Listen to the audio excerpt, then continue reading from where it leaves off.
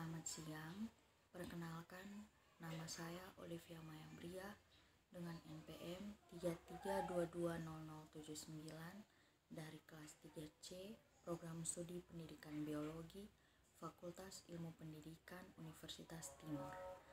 Di sini saya akan menjelaskan tentang metode-metode dalam pembelajaran. Yang pertama, pengertian metode pembelajaran. Menurut Ahmad Sabri, metode pembelajaran adalah cara-cara atau teknik penyajian bahan pelajaran, baik secara individual atau kelompok. Menurut M. Sobri Sutikno menyatakan, metode pembelajaran adalah cara-cara menyajikan materi pelajaran yang dilakukan oleh pendidik agar terjadi proses pembelajaran pada diri siswa dalam upaya untuk mencapai tujuan. Menurut Mahmud Yunus, metode atau cara mengajar adalah jalan yang akan ditempuh oleh pendidik untuk memberikan berbagai pelajaran kepada murid-murid dalam berbagai jenis mata pelajaran. Menurut Gertak dan Eli, metode pembelajaran dapat diartikan sebagai rencana yang sistematis untuk menyampaikan informasi.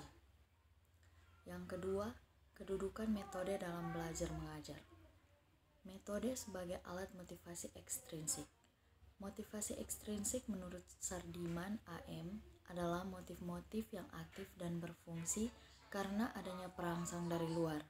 Karena itu metode berfungsi sebagai alat rangsangan dari luar dan dapat membangkitkan belajar seseorang. Penggunaan metode yang tepat dan bervariasi akan dapat dijadikan sebagai alat motivasi ekstrinsik dalam kegiatan belajar mengajar di sekolah. Metode sebagai strategi pengajaran.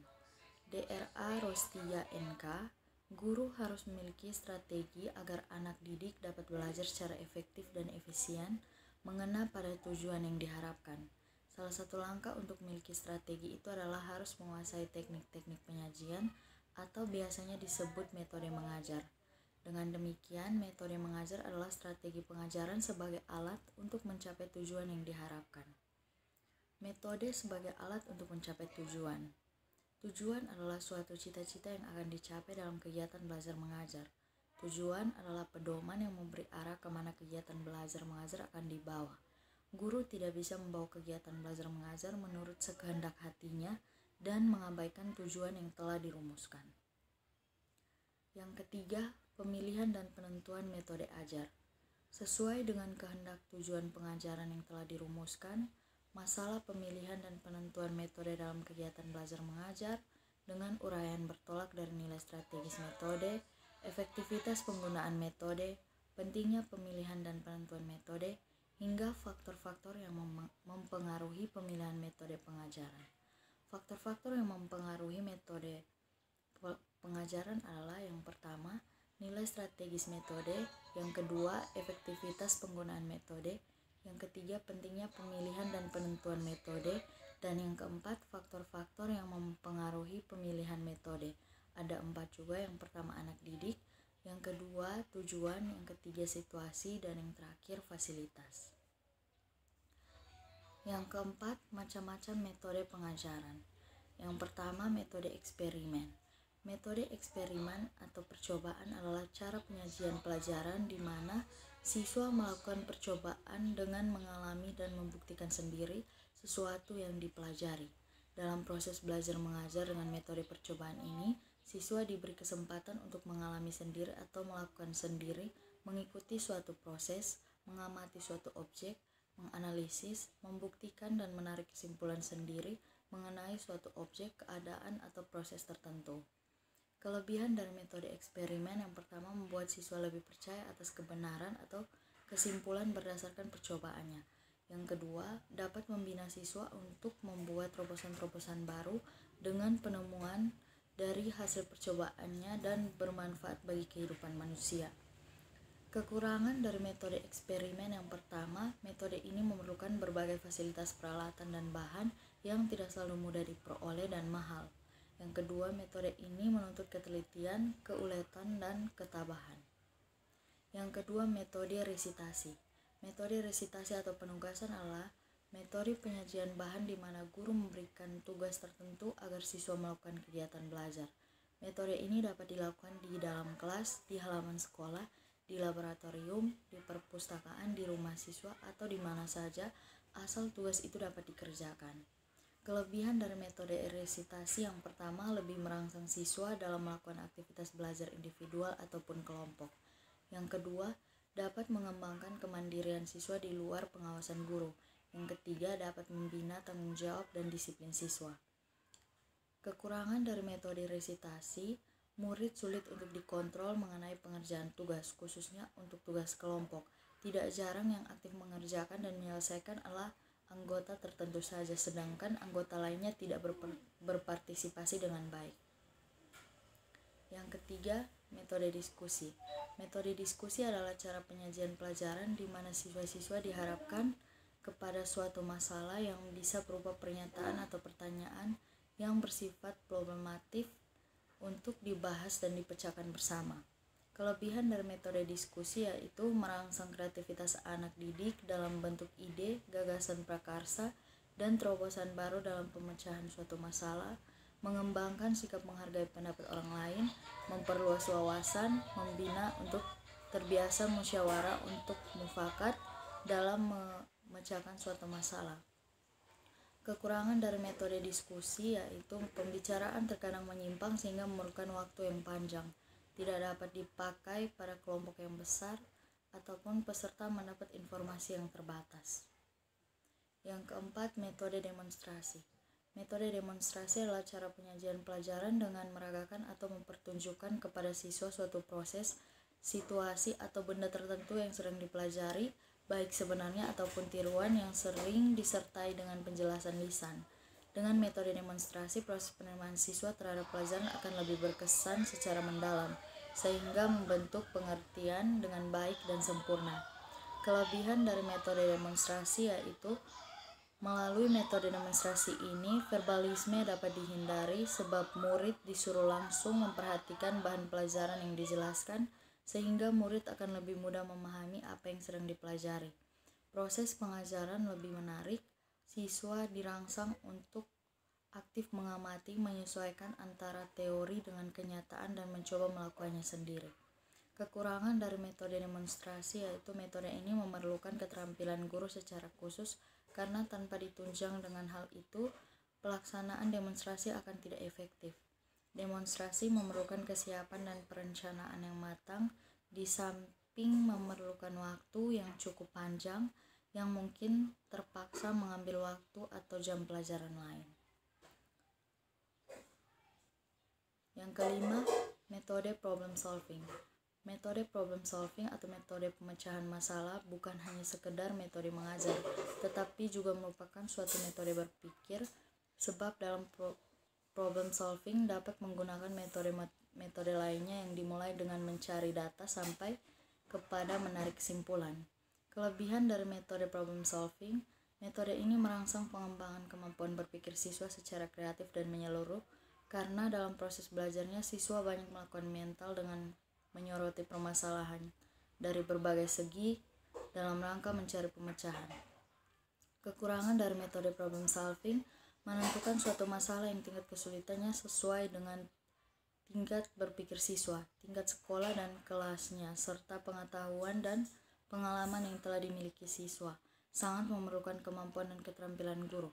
Sering orang beranggapan keliru bahwa metode pemecahan masalah hanya cocok untuk anak SMP, SMA, dan juga PT saja. Padahal untuk siswa SD sederajat juga bisa dilakukan dengan tingkat kesulitan permasalahan yang sesuai dengan taraf kemampuan berpikir anak. Yang keenam, metode tanya jawab. Metode tanya jawab adalah cara penyajian pelajaran dalam bentuk pertanyaan yang harus dijawab, terutama dari guru kepada siswa, tetapi dapat pula dari siswa kepada guru. Kelebihan dari metode tanya jawab yaitu pertanyaan dapat menarik dan memusatkan perhatian siswa sekalipun ketika itu siswa sedang ribut, yang mengantuk kembali tegar dan hilang mengantuknya.